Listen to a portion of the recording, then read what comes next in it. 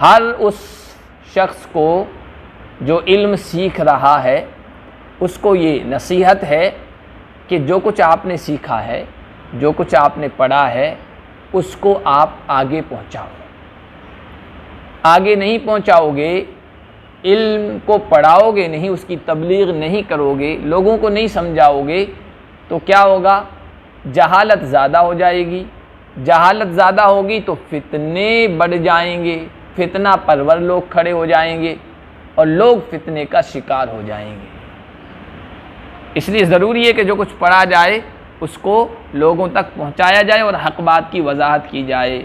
आज देखो हमारे मदारिस से बेशुमार तलबा फारिग होके निकल रहे हैं, उलमा और फुज़ला, लेकिन दूसरी तरफ देखें तो फितने उभर रहे, तरह तरह के फितने, बिदआत के, गुमराहियों के, इर्तिदाद के। ऐसे लोग खड़े हैं जो कहते थे हम पहले मुसलमान थे, अब इस्लाम छोड़ दिया है, अब वो मुसलसल इस्लाम के ख़िलाफ़ बोल रहे हैं, इस्लामी अहकाम के ख़िलाफ़ बोल रहे हैं। रोज़ाना रात में लाइव आते हैं और 5-5, 6-6, 7-7 घंटे इस्लाम के ख़िलाफ़ बोल रहे हैं।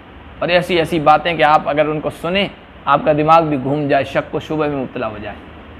अब ये फितने उभर रहे हैं, तो मदारिस से फारिग होने वाले इतने फारिगीन हैं, वो कहाँ जाते हैं? इन फितनों के मुकाबले में कितने आ रहे हैं? इक्का दुक्का कोई दिखता होगा। उनकी मिसाल ऐसी है जैसे एक अनार 100 बीमार, वो वाली मिसाल है। इक्का दुक्का नज़र आ रहे हैं, उनका जवाब दे रहे हैं, लेकिन काफ़ी नहीं है। ये ऐसा क्यों है कि जो कुछ वो उन्होंने पढ़ा, उन्होंने सीखा, उसके बाद उन्होंने अपना एक नसबुल ऐन बनाकर, एक चीज़ को अपना मकसद बनाकर उसके पीछे नहीं लगे। अगर वो ऐसा करते कि मुझे इस फितने के बारे में पूरी मालूमात हासिल करनी है, फिर उसका रद्द पेश करना है, उसका जवाब देना है, तो मजाल है कि कोई फितना सर उभारे और दंदनाता फिरे। अपने इल्म को महफूज रखने के लिए ये ज़रूरी है कि उसको आगे बढ़ाया जाए, पढ़ाया जाए। रबिया राय बड़े फ़क़ीह हैं, बड़े आलिम और मुहद्दिस गुज़रे, इमाम मालिक रहमतुल्लाहि अलैहि के उस्ताद हैं। वो कहते हैं कि ला यंबगी लि अहदिन इंदहु शैउम मिनल इल्म अन युज़य्यिअ नफ्सहु। किसी ऐसे आदमी के लिए मुनासिब नहीं है जिसके पास कुछ भी इल्म हो, उसने कुछ भी हासिल किया, उसके लिए मुनासिब नहीं है कि वो अपने आप को ज़ाय करे।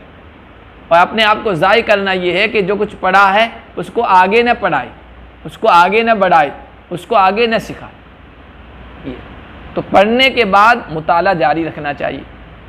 दर्स व तदरीस हो या दावत व तबलीग का मैदान हो या तसनीफ़ व तालीफ़ हो, कुछ भी हो, इल्म दीन की खिदमत का कोई भी ज़रिया हो। ज़रूरी नहीं है कि किसी अरबी मदरसे में पढ़ाएँ, किसी इदारे में पढ़ाएँ, किसी मस्जिद में इमाम हो और बयान और वाज़ और नसीहत के ज़रिए से आप अपना इल्म फैलाएँ, ये कोई ज़रूरी नहीं है। आप दुनिया की किसी भी मशगूलियत में रहकर अपने इल्म को बाकी रखने की कोशिश करें। और इल्म बाकी रहेगा, महफूज रहेगा जब उसको आगे बढ़ाएंगे, आगे बढ़ाएंगे, थोड़ा थोड़ा मुताला करते रहेंगे तो इल्म बढ़ता रहेगा। कतरा कतरा दरिया शवद, पढ़ते रहोगे तो बढ़ते रहोगे, पढ़ते रहोगे तो बढ़ते रहोगे। फारिग होने के बाद भी अगर मुताले का सिलसिला जारी है, पढ़ने पढ़ाने का सिलसिला जारी है, अगरचे ये इस तरह का जिस तरह मदारिस में होता है, ये आपने लाइन नहीं इख्तियार की है, अपने अलग अंदाज है, तो भी आपका इल्म महफूज रहेगा, वरना ज़ाय हो जाएगा। अब देखिए कितने ऐसे आइम्मा हैं जिनकी इल्मी सलाहियत ज़्यादा नहीं थी, लेकिन इमाम बनने के बाद उन्होंने मुताला जारी रखा और पढ़ते रहे। अवामुन्नास की तरफ से जो मसाइल पेश आते रहते हैं उनके बारे में तहक़ीक़ करते रहे, तो अच्छे अच्छे मुफ्तियों से ज़्यादा जानकार हो जाते हैं, क्योंकि वो मालूमात करते हैं, लोग उनसे पूछते हैं। अब उनका इल्म जो है बढ़ रहा है और महफूज भी हो रहा है। तो वही मसला आप किसी मदरसे की मुफ्ती से जाके पूछें तो ठीक है, फ़िक़्ह पढ़ा रहा है, हिदायत पढ़ा रहा है, फ़िक़्ह की दूसरी किताबें पढ़ा रहा है, लेकिन अवामुन्नास की तरफ से जो मसाइल पेश आ रहे हैं उनका सामना उसने नहीं किया है, तजर्बा नहीं किया है, तो वो नहीं बता पाता है। और इमाम से पूछो, झट से बता देगा ये मसला इस तरह, क्योंकि उस सिलसिले में पढ़ना जारी रखा है।